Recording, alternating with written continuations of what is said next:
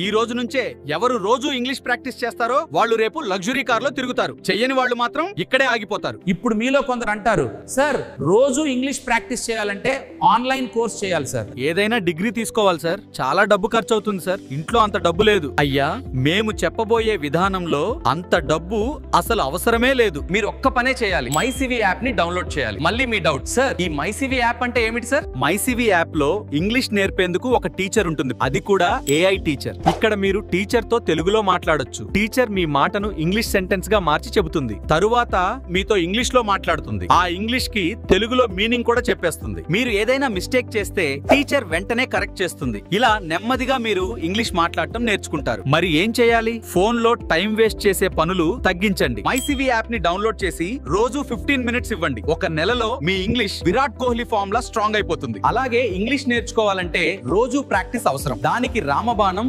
మైసివి app. Install now పై click చేసి మైసివి app ని download చేయండి.